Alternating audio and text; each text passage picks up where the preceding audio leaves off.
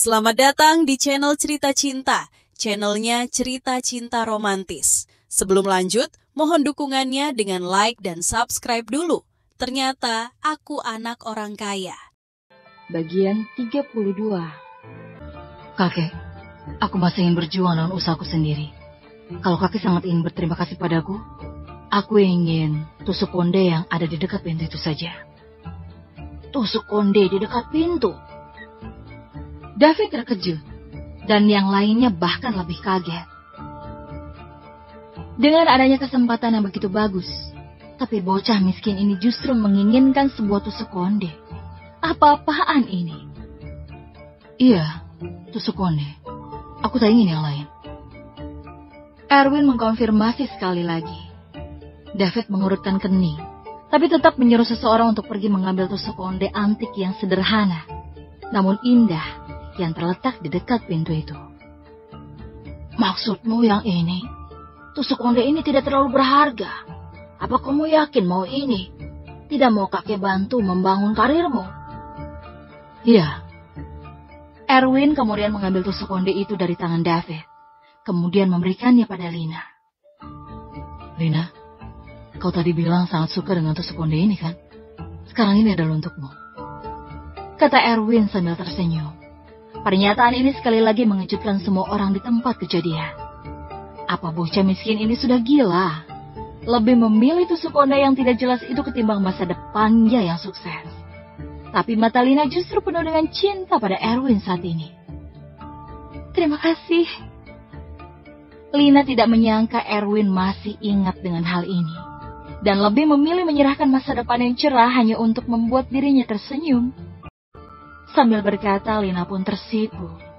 Dia berdiri dan berjinjit untuk mengecup pipi Erwin dengan jantung yang berdegup kencang.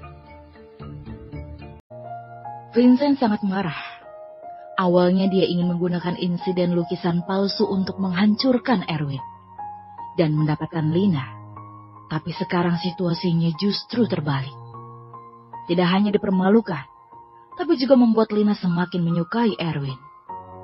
Beberapa orang bahkan mentertawakannya secara diam-diam.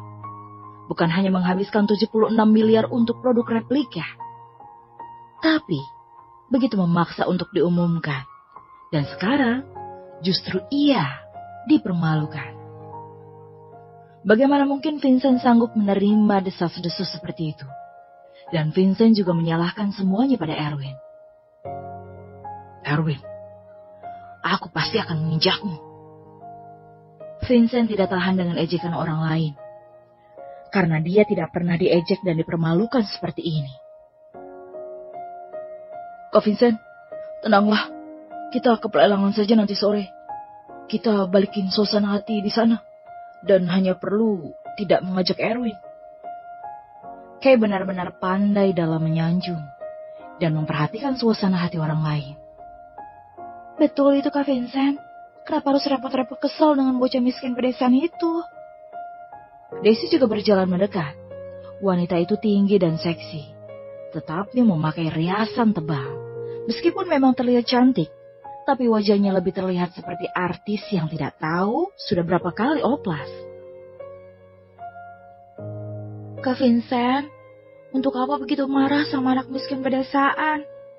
Kalinya tidak peduli padamu, tapi kami peduli kan? Yuk, kita bersenang-senang ke pelelangan nanti. Rosa juga imut dan cantik, tapi masih kalah jauh dengan Lina. Dan Vincent pun mengangguk. Seketika amarahnya berangsur-angsur mereda. Dia tidak ingin pulang dipermalukan seperti itu. Jadi dia perlu cari panggung. Dan pelelangan sore nanti jelas merupakan peluang bagus.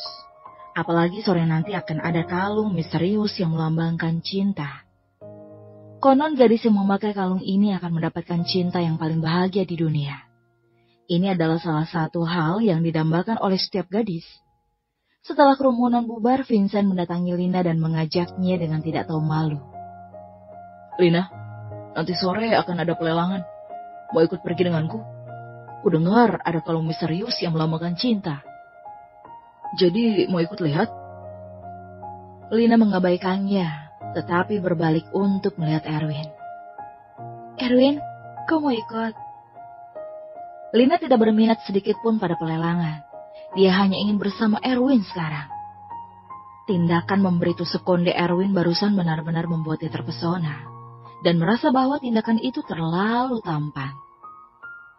Kalung yang melambangkan cinta, kurasa ikut lihat-lihat bukan ide yang buruk juga. Erwin mengangguk. Dia belum pernah berpartisipasi dalam pelelangan sama sekali sampai saat ini. Kebetulan pameran Sun Gallery juga sudah menjadi industri pribadinya. Jadi bukan ide buruk juga untuk masuk dan mengenal lebih dalam tentang industrinya sendiri. Di tengah percakapan, Kay dan yang lainnya juga ikut berjalan kemari. Kemudian saat mereka mendengar Erwin ingin ikut juga, mereka tidak bisa menahan diri dan mulai mengejek. Maaf, tapi hanya orang-orang yang punya kekayaan setidaknya 20 miliar yang bisa mengikuti pelelangan. Jadi anak miskin pedesaan sepertimu sepertinya bahkan tidak diperbolehkan untuk masuk. Kay mencemooh, tidak memberi Erwin wajah sama sekali. Vincent sangat puas dengan kinerja penjilat ini. Dia memang ingin mempermalukan Erwin secara terang-terangan. Membuat Erwin sadar diri untuk jangan mencoba-coba merebut wanitanya. Setidaknya 20 miliar ya? Kalau begitu lupakan saja. Lina mengerutkan kening sebagai jawaban. Vincent langsung cemas saat mendengar Lina tidak jadi ikut. Jangan khawatir, pemilik pameran ini adalah sahabatku. Dan aku juga anggota kartu emas di sini. Jadi aku bisa membawa kalian masuk. Vincent berencana menyuruh satpam untuk secara diam-diam mengusir Erwin. Dan mempermalukannya di depan banyak orang. Tidak peduli cara apapun. Yang penting bisa mengusir Erwin. Mengenai apakah satpam akan mendengarkannya atau tidak, Vincent sangat percaya diri. Karena bagaimanapun, Albert Jones, pemilik pameran Sun Gallery ini adalah sahabatnya. Jelas tidak masalah untuk meminta sedikit bantuannya. Setelah Erwin diusir nanti, dia bisa berduaan dengan Lina. Dan pada saat terakhir dia akan memberi Lina kalung misterius yang melambangkan cinta itu. Dengan menciptakan adegan romantis seperti itu, Lina pasti akan terpesona padanya. Rencana ini sempurna, dan Vincent mengagumi dirinya sendiri karena terlalu cerdas. Kalau begitu, yuk kita lihat ke dalam. Mulut Erwin tersenyum sedikit. Betul juga, anak miskin sepertimu hanya bisa ikut masuk untuk lihat-lihat saja seumur hidup. Benar-benar menyedihkan dan kasihan sekali. Kay tak bisa menahan diri dan mentertawakan Erwin lagi. Kay, jangan bilang begitu. Erwin itu mau sukses dengan usaha sendiri. Gimana kalau sudah jadi kakek-kakek nanti, dia beneran bisa menghasilkan 20 miliar. Itu mungkin saja kan? Kata-kata Daisy jelas juga mengandung sarkas. Iya juga ya, 20 miliar itu hanya sebagian kecil dari kekayaan Kak Vincent loh. Ada orang yang walau udah bekerja keras seumur hidup pun masih hanya punya kekayaan yang setara dengan sebagian kecil dari yang orang lain punya kan? Benar-benar konyol. Rosa tidak bisa menahan diri dan ikut mengejek. Vincent yang mendengar itu merasa puas dari lubuk hatinya. Benar, memang ada orang yang walau sudah bekerja keras seumur hidup pun masih punya kekayaan yang setara dengan sebagian kecil miliknya. Tapi dia masih tetap berpura-pura baik hati. Rosa, jangan bilang begitu. Beri sedikit wajah padanya. Kalian? Lina sangat marah. Mereka benar-benar merendahkan Erwin seperti sampah masyarakat dan menghinanya secara belak-belakan. Yang benar-benar membuatnya tidak sanggup untuk terus mendengarkan lagi. Ketika Lina hendak membawa Erwin pergi secara langsung, Erwin menahan Lina dan menanggapi mereka dengan senyuman. Untuk apa marah dengan orang yang membeli lukisan replika sebagai hadiah untuk orang lain? Mungkin saja lukisan itu hanya 200.000. Dan dibilang 76 miliar untuk pamer. Dan kebetulan aku bawa yang asli. Jadi membuatnya gagal pamer sana-sini. Erwin, apa yang kau bilang? Bilang sekali lagi kau berani, ha? Vincent marah besar. Masalah ini adalah titik tersakit hari ini. Tentu dia marah besar saat Erwin menyebutkan kembali hal itu. Kau yang beli lukisan replika untuk pamer masih berani menyebut tentang kekayaan di depanku. Kau itu entah bisa masuk ke lelang saja belum tahu. Masih berani sokai di depanku. Amarah Erwin mulai naik karena ucapan mereka. Kalau tidak memberi mereka sedikit pelajaran, sepertinya mereka akan menganggap dirinya itu pecundang yang mudah dibuli. Kuterima tantanganmu. Begitu pelelangan dimulai sore nanti, akan kutunjukkan kalau aku bisa masuk. Vincent keluar meninggalkan ruang pameran dengan marah. Kay, Daisy, dan Rosa juga ikut keluar. Lina hanya tersenyum senang ketika mereka pergi dengan marah. Erwin, tak kusangka kau begitu hebat memarahi orang. Aku benar-benar puas mendengarnya.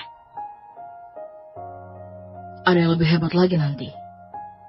Sudut mulut Erwin tersenyum sedikit.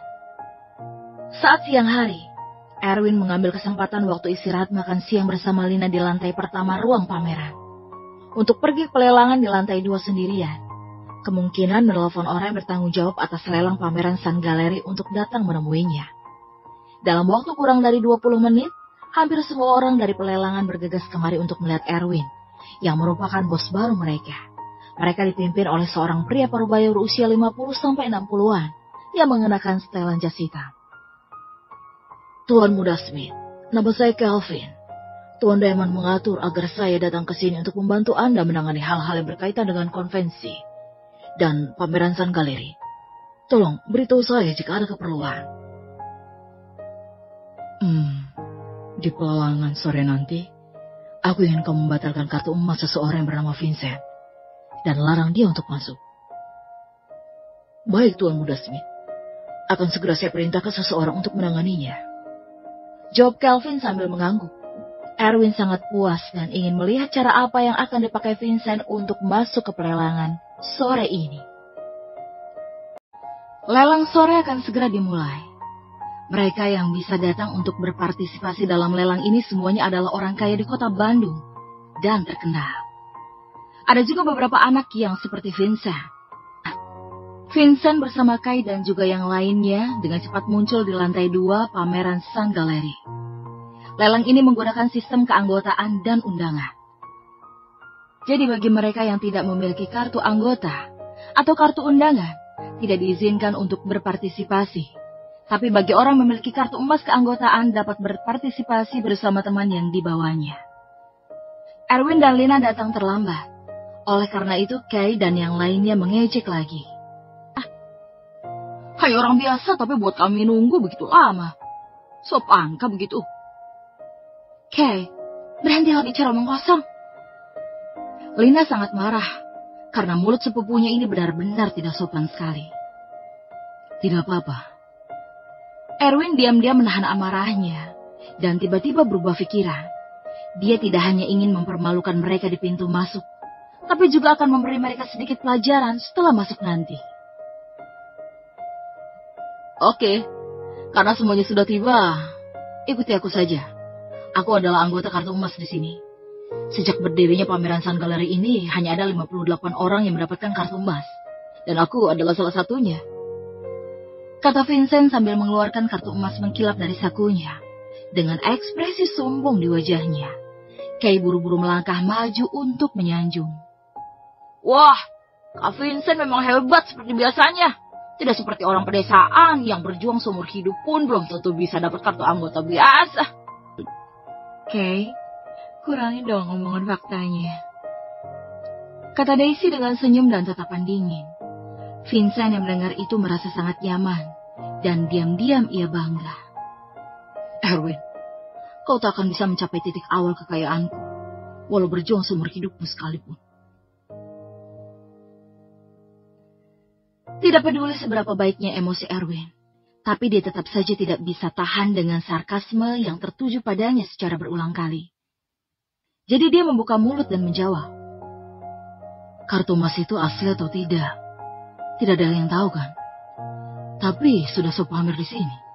Lagi pula, kau aja pernah menipu dengan lukisan replika. Pernyataan ini membuat Vincent marah. Siapa yang suka pamer? Kartu emasku ini asli, dengan kekayaan yang kupunya. Untuk apa aku masih sok kaya? Lucu sekali. Kita lihat saja nanti. Akan kutunjukkan hak istimewa dari anggota kartu emasku ini. Untuk mempermalukan Erwin di tempat, Vincent berjalan menuju pintu masuk pelelangan sambil memegang kartu emasnya. Ayo, Kita pergi. Lihat, mana tahu kartunya itu palsu. Erwin berkata dengan sedikit senyuman di sudut mulutnya. Kay, Daisy, dan Rosa juga ikut ke sana. Tapi mereka tidak percaya bahwa kartu emas itu palsu. Di pintu masuk lelang ada 2 penjaga keamanan dan seorang anggota staf yang memverifikasi identitas pembeli yang masuk. Setelah Vincent lewat, dia dengan sombong menunjukkan kartu emas dan melirik ke arah Erwin dengan mata provokatif. Ini kartu emasku. Tolong, bantu diverifikasi. Aku ingin bawa teman-teman ikut masuk juga. Bersama